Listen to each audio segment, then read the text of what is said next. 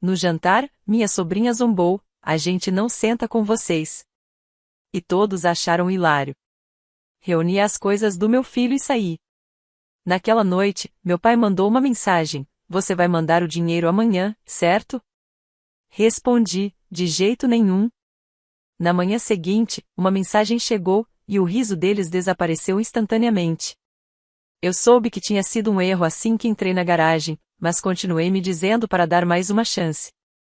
Era só um jantar. Apenas uma noite, eu tinha meu filho comigo, e ele estava animado para ver os primos. Esse foi o único motivo pelo qual aceitei.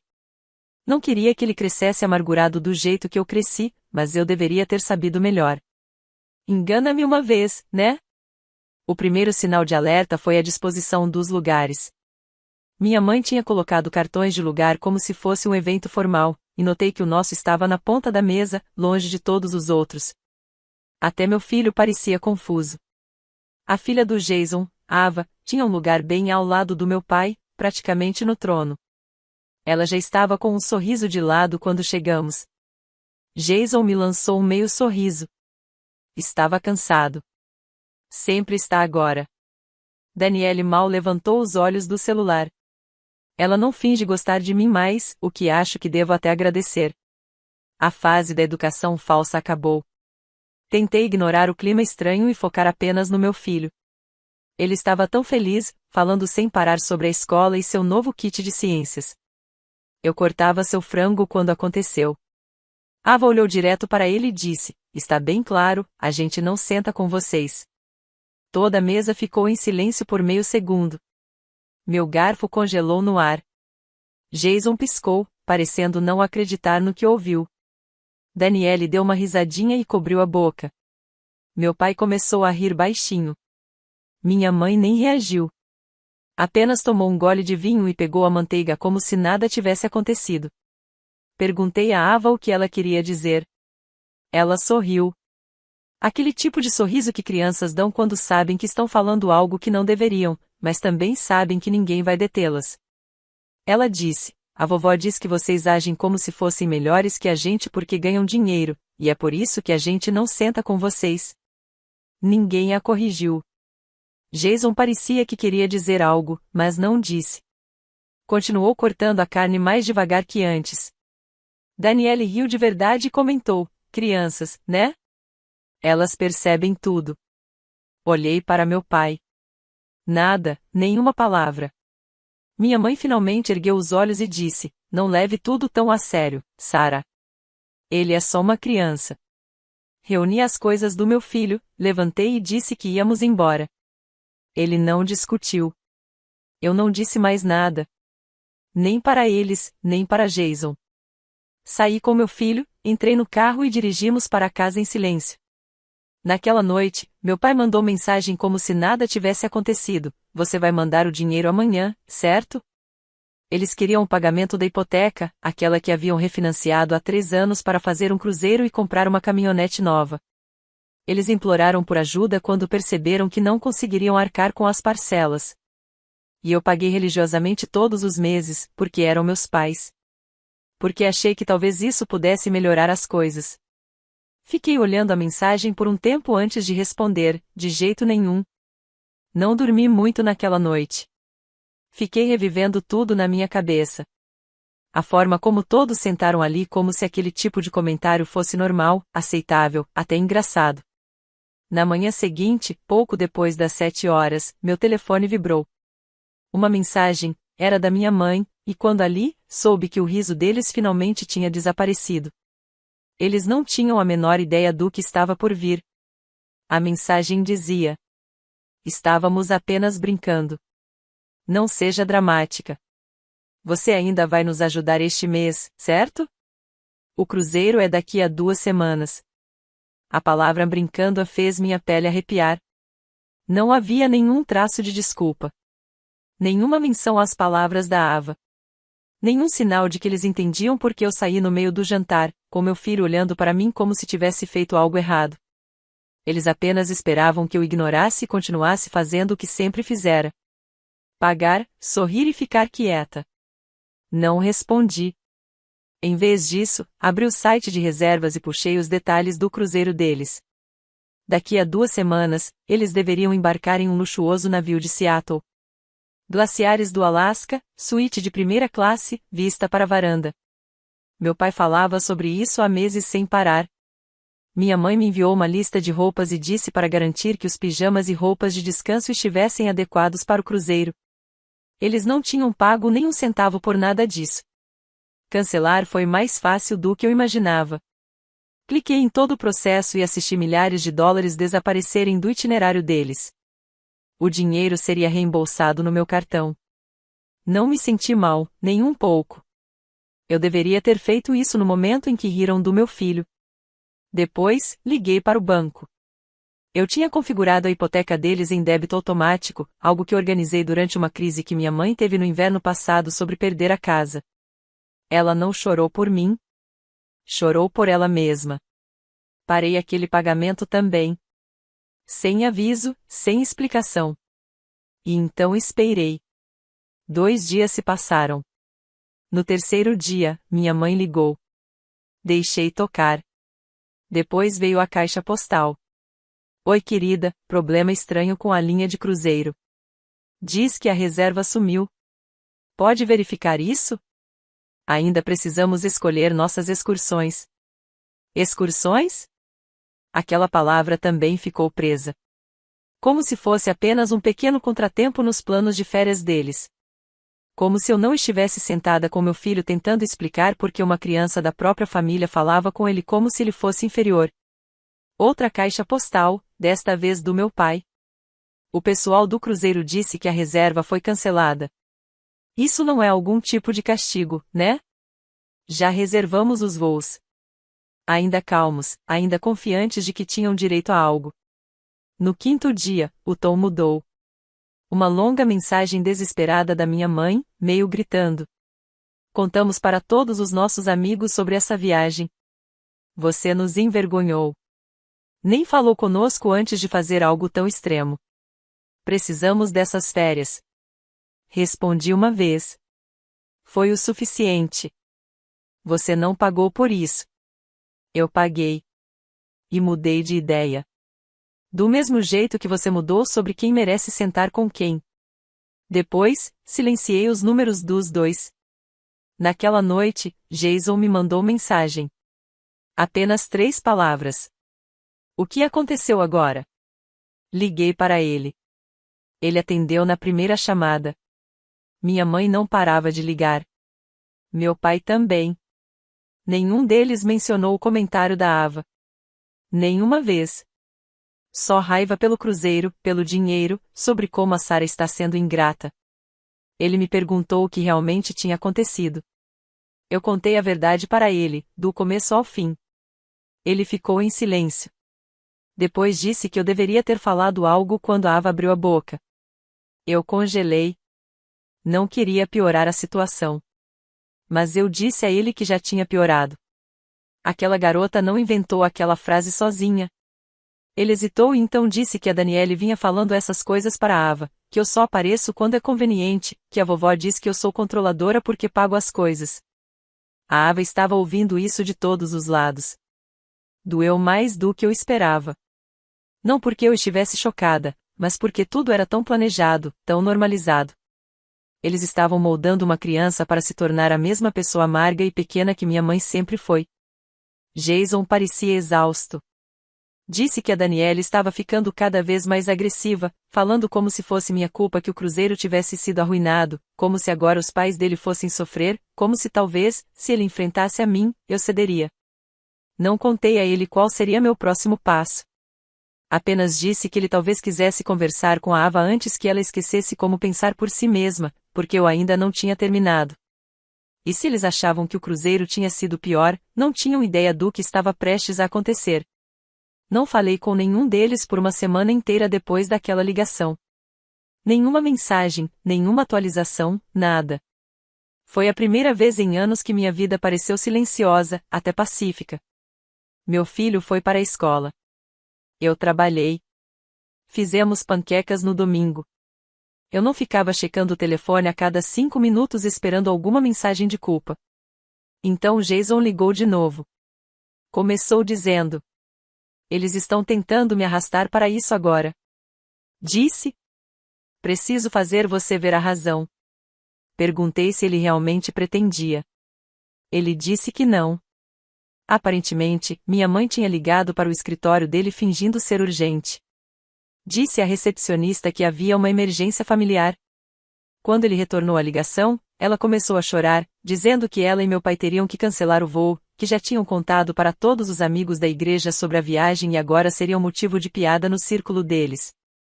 Então ela mencionou a hipoteca, disse que estavam atrasados e que, sem meu apoio, o banco ia tomar a casa.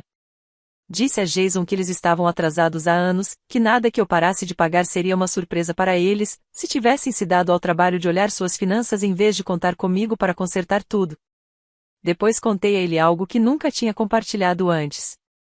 Eu também vinha pagando a dívida do cartão de crédito deles, discretamente, há quase 8 meses. Eu nem sabia metade do que era.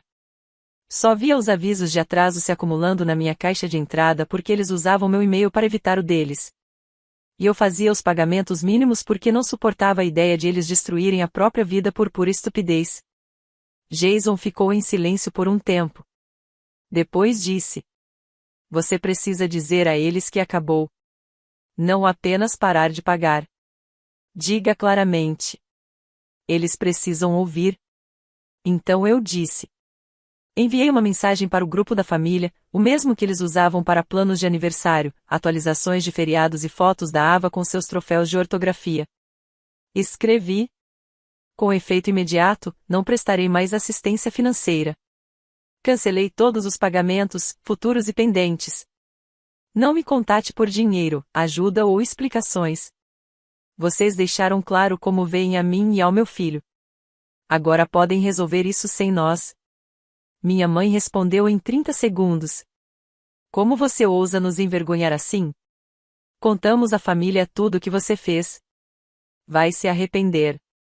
Depois meu pai. Sempre soube que você nos daria as costas eventualmente. Só esperávamos que você deixasse de ser tão rancorosa. Danielle entrou na conversa. Isso é inacreditável, Sarah. Você está punindo pessoas inocentes por causa de um erro de uma criança. Cresça. Jason não disse nada no grupo, mas algumas horas depois ligou novamente. Disse que a Ava começava a fazer perguntas de verdade. Ela tinha ouvido a mãe dizendo coisas desagradáveis e perguntou se era verdade que eu me achava melhor que todo mundo. Ele disse a ela que não, que eu era a única que sempre ajudou, que eu era a única razão de seus avós ainda terem uma casa, que eu a amava, mesmo quando os adultos ao redor não sabiam se comportar. E foi aí que tudo começou a se desmoronar. Danielle explodiu com ele. Disse que ele estava a manipulando, que eu estava virando-o contra a própria família. Que, se ele não consertasse as coisas, ela iria falar diretamente com os pais dele e resolver. Ele disse para ela não se preocupar. Se quiser tomar o lado deles, vá em frente. Mas eu cansei de ser o escudo deles. Sarah não é o problema. Eles são. E não vou arrastar nossa filha junto com eles. Foi a primeira vez que o ouvi tomar partido. E ele escolheu o meu lado. O colapso estava chegando.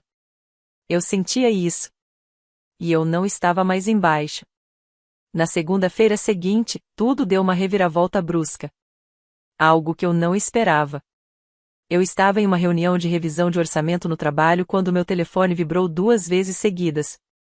Primeiro do escritório da escola, depois de um número desconhecido que era a linha direta da conselheira.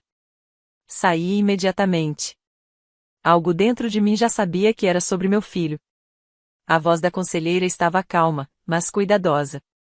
Ela disse que meu filho queria conversar, que parecia chateado e queria falar em particular sobre assuntos da família. Foi assim que ela colocou. Dirigi até a escola sem nem pensar. A reunião esquecida. Quando entrei na sala da conselheira, ele estava sentado de pernas cruzadas no chão, com um livro aberto no colo, sem ler, apenas folheando. Olhou para mim e disse: a Ava está brava. Ela disse: é nossa culpa que a vovó chora agora. Ajoelhei-me ao lado dele e perguntei o que mais ela tinha dito. Ele hesitou e acrescentou: Ela disse: você roubou deles. Por isso agora eles são pobres. Ela disse: você arruinou tudo. Senti como se alguém tivesse jogado um peso de chumbo no meu peito. Não deixei que ele visse isso. Saímos juntos. Avisei a escola que eu manteria em casa pelo resto do dia. Naquela noite, liguei para Jason e contei o que tinha acontecido. No começo, ele não disse nada. Depois suspirou e perguntou se tinha sido durante o almoço. Passei a razão. Ele disse que Danielle a tinha buscado naquele dia. Primeira vez em meses. Não foi por acaso. Sentei-me do outro lado da linha, atônita. Então ele disse algo que eu nunca esperava. Estou me separando dela. Pensei que tinha entendido errado, mas ele repetiu, claro desta vez. Ele disse que havia conversado com um advogado, que não queria que a Ava fosse apagada nesse ambiente, que a Danielle não era mais a mesma pessoa. Ou talvez nunca tenha sido, e ele só não tinha percebido. Ela vinha sussurrando veneno no ouvido da filha provavelmente há anos, mas agora estava piorando. E agora Ava dizia aquelas coisas em voz alta na escola para uma criança que não entendia o que tinha feito de errado, a não ser ter nascido de uma mãe que não cederia mais. Jason disse que a Danielle tinha começado a falar sobre como a Sarah sempre controlava tudo e que alguém precisava colocá-la em seu lugar. Ela também tinha se aproximado demais da minha mãe recentemente. Elas conversavam diariamente, reclamando de mim, de como Jason não estava me controlando, de como ele tinha permitido que eu envergonhasse a família. Então veio a parte mais inesperada. Ele disse que pediram para eu levar seu filho para passar um fim de semana. Disseram que poderia ser bom para ele passar um tempo com a família de verdade assim eu por perto. Eu não disse nada. Ele completou. Eu disse não. Eu disse para não ligarem novamente. Disse também para Danielle: estou cansada de ser usada para controlar você. Isso me atingiu forte porque eu sabia o que significava. Jason finalmente havia escolhido um lado. Não o meio-termo neutro que ele sempre tentava manter, mas um lado. Não me senti vitoriosa. Senti tristeza por ele, pela Ava, pelo que tudo tinha se tornado, mas também alívio, porque pela primeira vez eu não estava lutando sozinha. No dia seguinte, minha mãe enviou um e-mail em grupo para vários parentes. Só descobri porque minha prima Melissa me encaminhou. O e-mail estava cheio de mentiras dizendo que eu havia roubado o dinheiro deles, cancelado a viagem por despeito e tentava virar a criança de Jason contra a própria mãe. Ela até anexou capturas de tela falsas de mensagens que eu nunca enviei. O e-mail de Melissa dizia: achei que você queria saber o que estão dizendo sobre você. Ela parece instável. Não se preocupe, eu não acredito em uma palavra disso. Depois acrescentou: se você quiser explicar o seu lado para o resto da família, posso ajudar, porque isso é feio e não é culpa sua. Isso mudou tudo.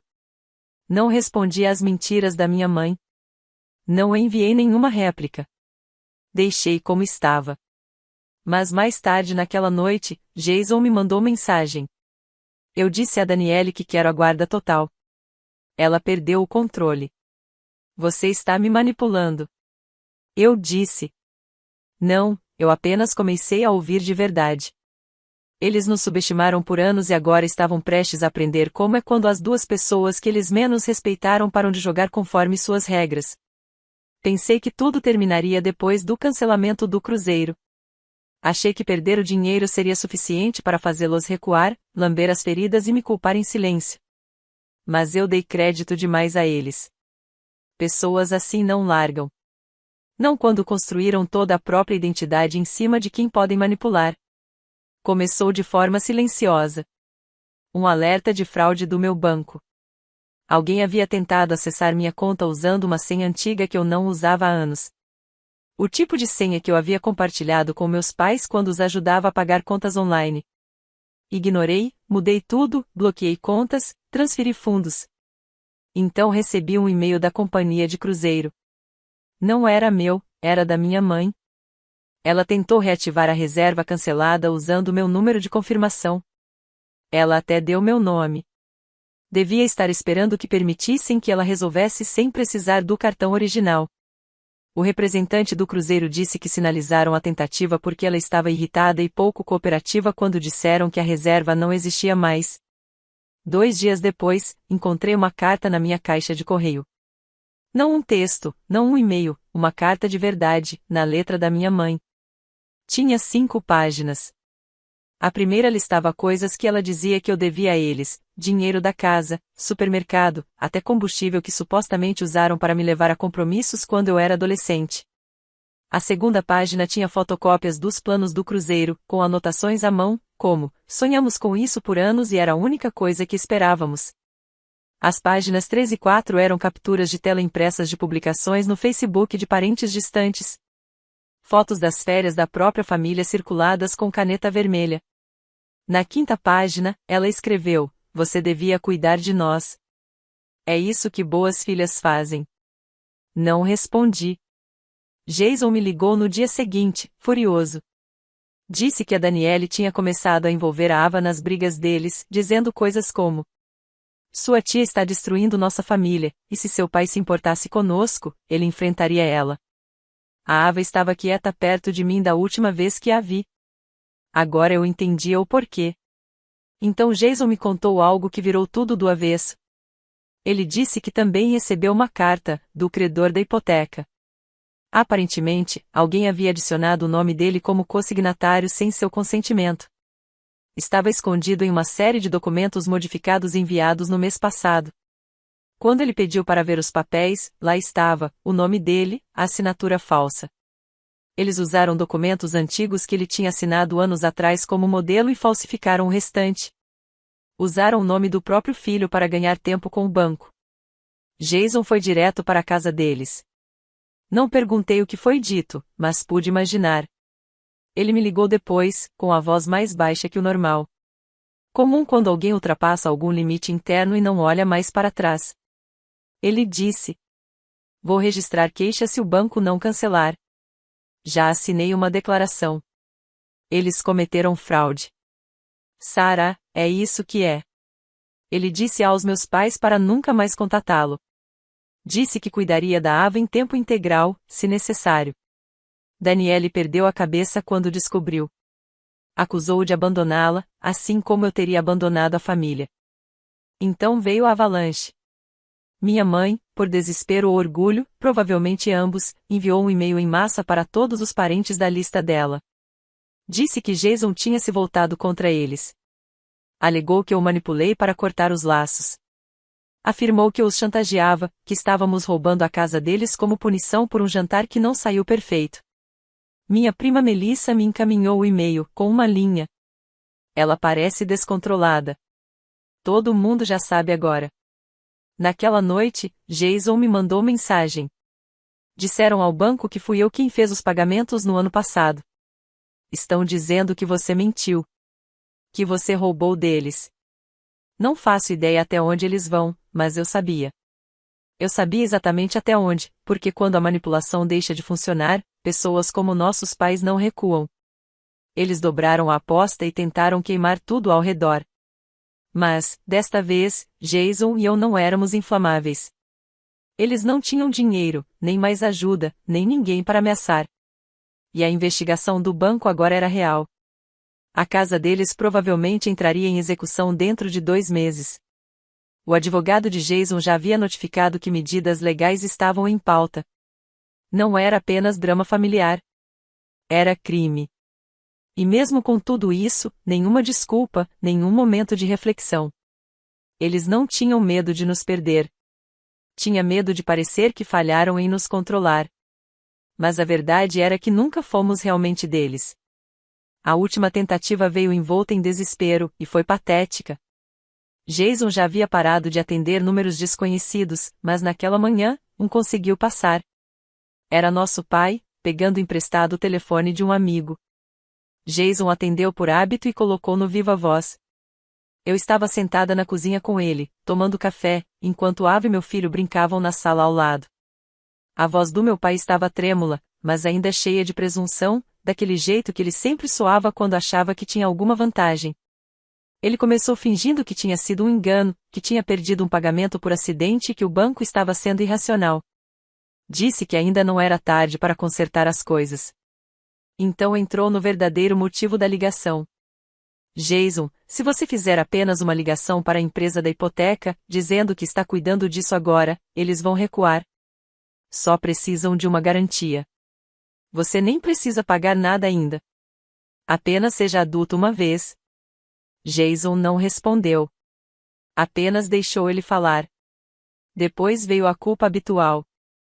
Sua irmã transformou isso em algo que não precisava. Ela sempre foi assim. Sempre achou que era melhor que todo mundo. Ela te enfraqueceu. E foi aí que Jason desligou. Ficamos em silêncio por um segundo. Nenhum de nós estava com raiva. Só parecia que estava terminado. Essa foi a última vez que qualquer um de nós atendeu uma ligação deles. 3 semanas depois, a execução hipotecária se tornou oficial. A casa foi listada como propriedade do banco. Eles estavam fora, e descobriu-se que não haviam feito um pagamento completo em quase 9 meses. Haviam ido juntando pagamentos parciais, atrasando, desviando, na esperança de que eu não percebesse. Realmente achavam que eu interviria no último minuto. Já tinham me visto fazer isso antes, salvá-los, pagar silenciosamente só para acabar com o caos. Mas não desta vez. Depois disso, eles se mudaram para um apartamento alugado na cidade vizinha, muito menor, sem quintal. Ouvi isso pela Melissa, que também me contou que nossa mãe estava circulando entre os parentes dizendo que tínhamos roubado a casa e cortado eles do nada. Segundo a versão dela, Jason e eu sempre fomos instáveis. Eu era controladora e fria, e Jason era sem espinha e manipulado pela irmã. E o mais absurdo, algumas pessoas acreditaram. Alguns primos me bloquearam. Uma tia me mandou uma mensagem dizendo: "Estou tão decepcionada com a forma como você tratou seus pais depois de tudo que fizeram por você." Tudo que fizeram. Eu nem respondi. Jason disse da melhor forma: "Deixe que acreditem no que precisam. A verdade não se importa com quem acredita nela." Danielle também tentou uma volta. Depois que Jason entrou com o pedido de separação legal e guarda total, ela de repente decidiu que queria ser família de novo. Implorou para que ele reconsiderasse. Mas Ava havia parado de perguntar pela mãe, parado de se encolher quando portas se fechavam, parado de me ligar chorando ao ouvir outra briga. Jason não mudou de ideia. Quando Ava veio passar o primeiro fim de semana depois que ele se mudou, ela trouxe um desenho. Era ela, meu filho Jason e eu de mãos dadas na frente de uma casinha com uma árvore grande. Ela disse que gostava mais daqui. Que era mais calmo. Foi aí que eu soube, não estávamos apenas livres. Estávamos nos curando. Todos nós. Chega de contas bancárias com transferências secretas. Chega de jantares em que eu precisava fingir que o filho de outra pessoa não tinha acabado de chamar meus novos conhecidos de nomes ruins. Chega de segundas chances para pessoas que nunca mereceram a primeira. Nossos pais ainda têm suas histórias.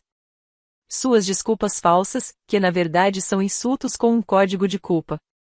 Suas meias-verdades e manipulações, sua necessidade constante de controlar uma família que não os inclui mais. Eles vão continuar espalhando suas mentiras em reuniões e feriados que nós não vamos comparecer, provavelmente até que se vão. Mas as únicas pessoas que ainda acreditam neles são as que nunca nos conheceram de verdade. Jason e eu vivemos nossas vidas agora sem checar o telefone a cada hora, sem ligações de emergência, sem limpar crises. Não estamos mais enrolados na bagunça deles. Nós nos afastamos e, quando olhamos para trás, não restava nada de pé. O resumo: já se passaram alguns meses desde que tudo aconteceu. Eu não planejava dar nenhuma atualização. Estávamos focados em manter a vida calma, estável, mas algo aconteceu na semana passada que finalmente me fez rir. Rir de verdade. Aquele tipo de riso que eu não sentia há anos. Aparentemente, nossos pais contaram a todos que Jason tinha voltado para ajudá-los. Que ele teria se mudado temporariamente para reconstruir a família. Eles usaram essa mentira para fazer outra prima se sentir culpada e assinar como corresponsável em um novo contrato de aluguel, depois que foram despejados do apartamento. O problema é que essa prima se encontrou com Jason no supermercado no último fim de semana, em uma cidade totalmente diferente. Jason disse que ela parecia confusa e perguntou como estava a mudança dele de volta para casa.